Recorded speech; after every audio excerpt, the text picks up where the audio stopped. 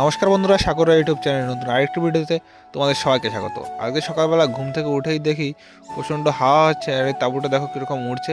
আর দূরে একটু কুয়াশাও মনে হচ্ছে, আর আজকে শীতটাও অনেকটাই বেশি আগের দিনের তুলনায়। আর আজকে আমাদের মিষ্টি বানাতে হবে, তাই সকাল সকাল বাবা দিকে কড়াই আর খুন্তিটাও ধুয়ে রেখে দিয়েছে। এখনও দুধওয়ালা আসেনি, দুধ আসতে একটু দেরি হচ্ছে, শীতের সময় তো সেখানে একটু দেরি হয় আসতে। তার কিছুক্ষণ পরেই দেখো দুধওয়ালা চলে এসছে। এই গাড়িতে করে দুধ নিয়ে এসে, আগে দুধ আনতে যেতাম 8-9 কিলোমিটার দূরে, কিন্তু এখন আর শীতের জন্য আর যাওয়া লাগে না, উনি এখন বাড়িতেই দিয়ে যায়। আর দুধওয়ালা বলছে যে আজকে একটু দুধ বেশি নাও। আমি বললাম যে আজকে তো আর টাকা নেই, তো 1 ক্যারেট দিয়ে যাও, মানে 12 লিটার দিয়ে যাও। আর যে 12 লিটারের দাম সেটা তুমি কালকে নিও। বলো যে ঠিক আছে, তাহলে তুমি নিয়ে নাও। আর দেখো উনি এই ছোটো ছোটো প্যাকেটগুলো দিয়েছে, আর এই যে বড় প্যাকেটটা, এটা দিয়ে আজকে আমি মিষ্টি বানাবো, অনেক রসের মিষ্টি, যেগুলোকে রসগোল্লা বলে। আর এই ছোটো প্যাকেটগুলো হচ্ছে আধা কিলোর প্যাকেট, একটা 500 করে দুধ থাকে। তো এটাই আজকে আমাকে ফ্রিতে দিয়ে গেল। মানে ফ্রি ঠিক না, এটা বললো যে তুমি যেদিন পারো সেদিন আমাকে টাকা দিয়ে দিও, বাদ বাকি এই যে বড় দুটো প্যাকেট, এই দুটোর প্যাকেটের আজকে দামটা আমি দিয়ে দিয়েছি। তারপরে দুধটা আমি রেখে দেখি মোটো দিকে রান্না করছে। আর আজকে মোটো রান্না করছে কি, চলো তোমাদের একটু দেখে দিই। এই দেখো মাছের পেটা, আর ওই সাইডে আছে কি পুঁই শাকের ফল, এই দুটো একসঙ্গে ভাজবে। খেতে বলে খুবই ভালো লাগে, কি জানি কেমন লাগবে, চলো খাওয়ার সময় বলবো কেমন লাগলো কি না লাগলো। তো মোটোর পাশে যখন আমি গিয়ে দাঁড়ালাম, মোটো বললো যে আমাকে দুটো ধনেপাতা এনে দাও মালিকের জমি থেকে। তারপরে আমি এই মালিকের জমিতে আসলাম একটু ধনেপাতা নেওয়ার জন্য। ধনেপাতাটা নিয়ে যখন আমি ঘরে গেলাম, তখন দেখলাম মা এখানে ডিব্বা বানাচ্ছে। এই সাদা কাগজটা দেখতে পাচ্ছ, এই কাগজে ওই বাটিতে আঠা লাগানো আছে, মানে আঠা বানানো আছে। এই আঠাটা এখানে লাগিয়ে বাস ডিব্বাটা বানাবে। দেখো কত সুন্দরভাবে মা ডিব্বা বানাচ্ছে। এই যে কাগজটা দেখতে পাচ্ছ, এটার নিচে ওই কাগজটা, সাদা কাগজটা লাগিয়ে দেবে, বাস হয়ে যাবে ডিব্বা বানানো। আর এদিকে দেখো কীরকম হাওয়া হচ্ছে, তোমরা তো বুঝতেই পারছো এই তাঁবুটা কীরকম উঠছে। মা এখানে বসে ডিব্বা বানাচ্ছে, আমি মানা করলাম তাও শুনলো না। তারপরে দেখো মোটো এদিকে দুধ জ্বালাচ্ছে, বাবা দুধ জ্বালাচ্ছিল, কিন্তু বাবা এখন খেতে গেল, আর ওই সাইডে মাও খেতে যাবে, তাই মোটো দুধ জ্বালাচ্ছে এখন। মাও দেখো খেতে চলে গেছে, আর আমি এই ডিব্বাটা এখন বানাতে বসবো। মা বাবা এদিকে খাচ্ছে, আর আমি এখানে ডিব্বা বানাবো। আর দুধটা যখনই জাল উঠেছে, তখন তার আগেই বাবার খাওয়া হয়ে গেছে, আর বাবা এখন দুধটা নামাবে। এই যে গামলাটা দেখতে পাচ্ছ, এই গামলায় দুধ নামাতে হবে। আর দুধটা নামানোর পরে এই কড়াইতে গরম জল দিয়ে দেবে, কারণ ওই ছানা বানানোর জন্য গরম জল একদমই দরকার। আর দুধটা এখানে ঢেকে রাখতে বলেছি, কারণ কি আমি খেতে বসবো, কারণ খাওয়ার আগেই যদি দুধ ঠান্ডা হয়ে যায় তাহলে সমস্যা হয়ে যাবে। আর আজকে আমি খেতে বসে পড়েছি, দেখো আজকে এই যে মাছের পেটা পুঁই শাকের ফল দিয়ে রান্না করছে, খুবই ভালো লাগছে খেতে। আর তার সঙ্গে আজকে কী রান্না হয়েছে চলো তোমাদের একটু দেখিয়ে দিই। আজকে রান্না হয়েছে দেখো কচুর তরকারি, তাও সেই আমেরিকান রুই মাছ দিয়ে। কচু আমার অতটা ভালো লাগে না, তাও খেতে হবে।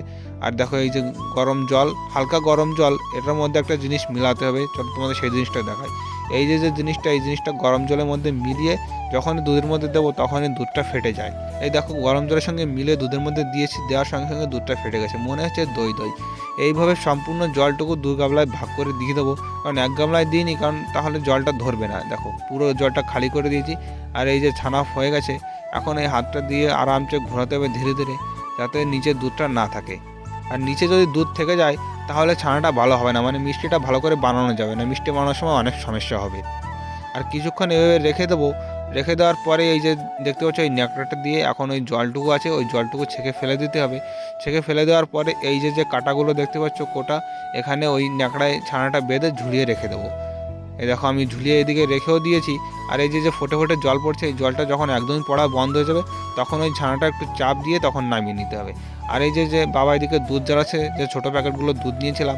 আর মোটো দেখো এদিকে ঢাকনা বানিয়েছে, মা ওদিকে ডিব্বা বানাচ্ছে, মোটো এদিকে ঢাকনাও বানিয়ে নিয়েছে তার সঙ্গে সঙ্গে। আর ভেবেছিলাম বন্ধুরা আজকে শুকনো মিষ্টি বানাতে হবে না, কিন্তু মা বললো যে শুকনো মিষ্টি বানাতে হবে, তাই বাবা এদিকে শুকনো মিষ্টিটাও বানাচ্ছে। আর আমি ওদিকে একটু লাড্ডু বানাবো, চলো তোমাদের একটু দেখিয়ে দিই। দেখো এখানে বুন্দি আছে, আর এখানে 2 লিটার জল আর 2 কিলো চিনি। যখন এই জলে জাল উঠবে তখন বুন্দিটা ঢেলে দিলেই বাস লাড্ডু হয়ে যাবে। আর আমি লাড্ডু বানাচ্ছিলাম, মা আর বাবা দেখলাম এদিকে পেড়া বরফি বানাচ্ছে, বরফিটা পাতিয়ে দিয়েছে। আর মোটো ওদিকে বসে দেখো একা একা লাড্ডু বানাচ্ছে, মাও পরে লাড্ডু বানাবে। আর তারপরে আমি স্নান করার পরে যাচ্ছি বাজারে, আর মা বললো যে একটু বাজার থেকে মাছও নিয়ে আয়। আর কী মাছ আসে চলো তোমাদের একটু দেখিয়ে দিই। আর দেখো আমি বাজারের কাছে চলে এসেছি, আর এখানে দেখো প্রচুর ভিড় মনে হচ্ছে অনেক মাছ উঠেছে। তা কী মাছ আছে চলো একটু দেখে নিই আমি, আর তোমাদের একটু দেখাই। তা মাছ দেখে আমার আর পছন্দ হলো না, আর কী মাছ আছে সেটাও আমি জানি না। আর এই যে আসছে মুদিখানার দোকান, এখানে বলে কেরানা দোকান।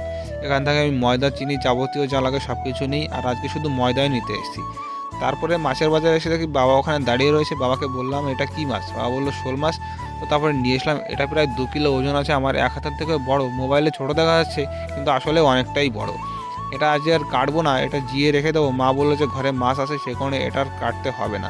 তাই কালো গাবলাটা একটু জল দিয়ে মাছটা এখানে রেখে দিলাম যাতে মাছটা বেঁচে থাকে।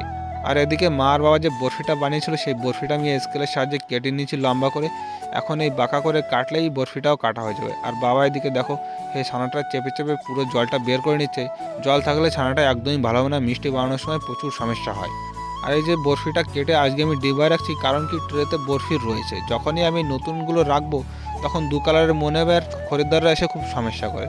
সেই কারণে আজকেরগুলো ডিব্বায় রেখে দিয়েছি, যখন ট্রেটা শেষ হয়ে যাবে তখন আবার রাখবো। আর এই যে হচ্ছে ছানা, এই ছানা একদমই জল নেই, মোলাম ছানা হয়েছে। গরমের সময় একটু শক্ত হয়, কিন্তু শীত তো সেই কারণে একটু মোলাম মোলাম হয়েছে। এখানে আছে মোট 3.5 কিলো ছানা। আর এখান থেকে অর্ধেক 1 কিলো 750 যখন আমি নিয়ে নেবো, 2 কড়াই কাজ করবো তো সেই কারণে অর্ধেক অর্ধেক করে বানাবো। এখানে নিয়ে নিচ্ছি 1 কিলো 750। আর 1 কিলো 750 যখন মাখানো হবে তাহলে তোমাদের একটু দেখিয়ে দিই কতটুকু নিলাম। এই দেখো পুরো 1 কিলো 750 নিচ্ছি, তা নাহলে পরেরটা আবার কম বেশি হয়ে যাবে, তখন সমস্যায় পড়ে যাবো।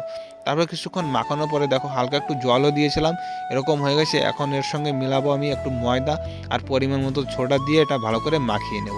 আর তারই মাঝে হঠাৎ করে আমার একটু টমেটো খেতে ইচ্ছা করছিল, তাই মোটোকে বললাম একটু টমেটো মাখিয়ে আনো। জানি গরমের সময় খেতে খুব ভালো লাগে, আর এখন রোদ্দুরও নেই, আর এখন বিকাল হয়ে গেছে, তাও আমার খেতে ইচ্ছা করলো তাই খাচ্ছি। আর এই যে দেখতে পাচ্ছ বন্ধুরা, আমার একদমই মাখানো হয়ে গেছে ছানাটা, খুবই মোলাম হয়েছে। এখন এটা ছোট ছোট করে কেটে পাকালেই বাস হয়ে যাবে। আর আমরা কিন্তু গোল বানাই না, আমরা দেখো এরকম লম্বা লম্বা মিষ্টি বানাই।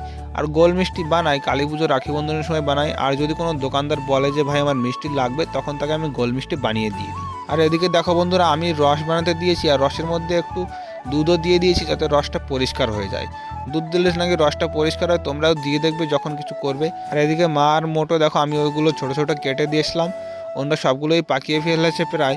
আর যখন রসের জাল উঠবে তখন ওটা ছেড়ে দেবো। আর বলতে না বলতে রসের জালও উঠে গেছে, আর অর্ধেক রস এখানে নামিয়েও নিয়েছি। রসের জাল ওঠার পরে এখন ওই মিষ্টিটা ছাড়বো, আর আমি তো ছাড়বো না, আজকে দেখো মোটো ছাড়ছে। এই দেখো এভাবে ছেড়ে দিলেই বাস হয়ে গেল। আর কিছুক্ষণ অপেক্ষা করার পরেই দেখো পুরো জালও উঠে গেছে। আর এই জালটা যখন পুরোভাবে উঠবে তখনই মিষ্টিটা নাড়াতে হবে। আর দেখো নাড়াতে নাড়াতে মিষ্টিটা এটুকু বড় হয়েছে, মিষ্টিটা আরও একটু বড় হবে, কিছুক্ষণ নাড়ানোর পরে আরও একটু বড় হয়ে যাবে। না হলেও 5 মিনিট নাড়াতে হবে, তারপরে হয়। আর কম করে 6-7 মিনিট নাড়ানোর পরে মিষ্টিটা পুরোটাই ফুলে গেছে। এর থেকে বড় হলে মিষ্টিটা ভেঙে যাওয়ার সম্ভাবনা আছে, সেই কারণে আর একে আর ফোলাবো না, এইটুকুই থাকবে।